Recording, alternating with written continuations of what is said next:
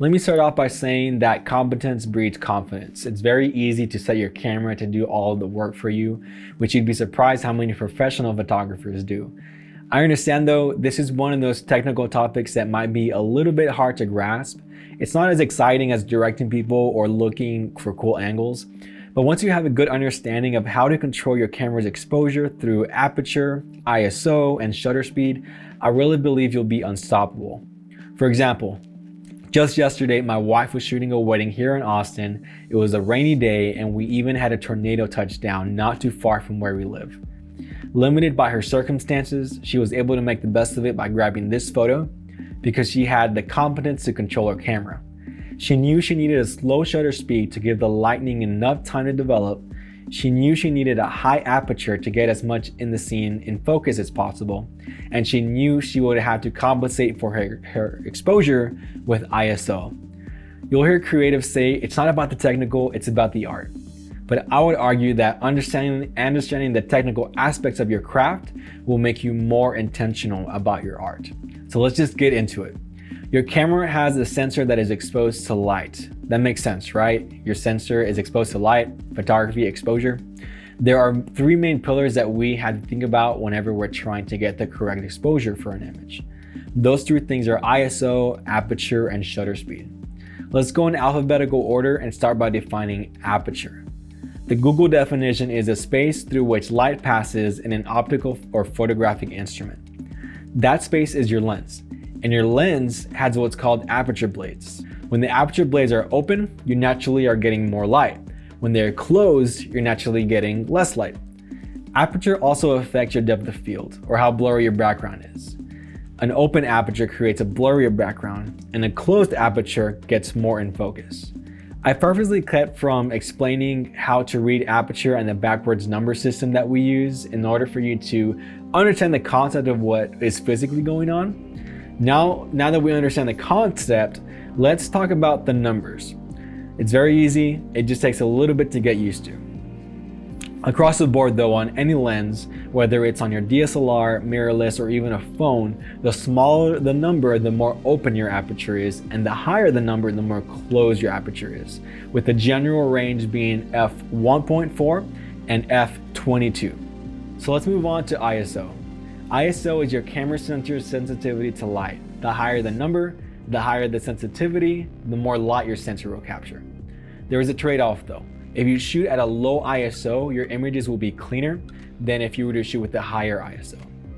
And the range for ISO is usually between 100 and 25,600. The limit of how high or low you shoot is very much subjective, but most people like to have as clean of an image as possible, so they'll shoot low. I like my photos to have a little bit of character and texture. If I have to, I don't mind shooting upwards of 1600 or 6400. Take some time to experiment with ISO to see how far you're willing to push your specific sensor and know what your effective range is. Now let's talk about shutter speed. This little curtain here is called your shutter. It opens up for a small amount of time to let your sensor capture light. Shutter speed is the time for which a shutter is open. Usually a typical shutter speed range would be from half a second to 1/8,000th of a second. The longer your shutter is open, the more time your sensor has to capture light, the brighter your image will be. The less amount of time your shutter is open, the less amount of time your sensor has, and the darker your exposure will be. Just like ISO, there is a trade-off with shutter speed, and it has to do with motion. The quicker your shutter goes off, the more you'll freeze the frame. The slower the shutter speed is, the more motion that will be introduced into your frame. So how do you put it all together? There really isn't a right or wrong way to approach exposure. You'll have a lot of people say that there is only one right shutter speed or aperture setting, or if you go above 200 ISO, your images are unusable. I think that's very small-minded, and I would encourage you to experiment with what works best for you. What you should consider is that exposure is very much a game of balance between the three pillars. For example, if I want a lot of my image in focus, I'll raise my aperture to f8. Well, remember that the higher the aperture, that means there's a smaller gap for light to travel through, so I'll be getting a darker image. Now I had to compensate with a slower shutter speed to give my sensor more time to capture light, which gives me a brighter image, and a higher ISO so that the sensor is more sensitive to light. Or maybe the opposite. Let's say I want to blur out the background for a portrait.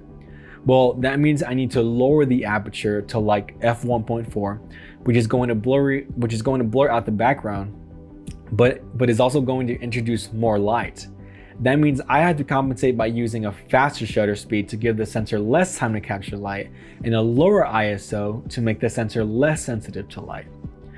I found that what really helps is to have a process for figuring out exposure. For me, I like to keep my aperture as wide open as possible most of the time, so I'm really only ever adjusting my ISO and lastly my shutter speed. For you, it may be adjusting your shutter speed first because you're shooting a football game or a fast-moving sport where you need to freeze the frame. Or maybe you're setting your ISO first because you're needing the image to be as clean as possible. Whatever you prioritize, once you find a process for figuring out exposure and get familiar with different lighting scenarios, it will become second nature and you'll be able to start estimating the ballpark settings for any situation. So this has been photography exposure explained. I know it was a lot and I went through it kind of quickly. There's definitely a lot more to go into when it comes to this, but I hope you enjoyed it. If you like this video, please leave a like down below, comment and subscribe. I have a lot more to teach you when it comes to this series. I can't wait to get into the business part of it. If you would like to support us, you can do so via the links below where you can find our custom presets. But for right now, thank you again for watching. My name is Juan Jose, and we are the Pathfinders Studio.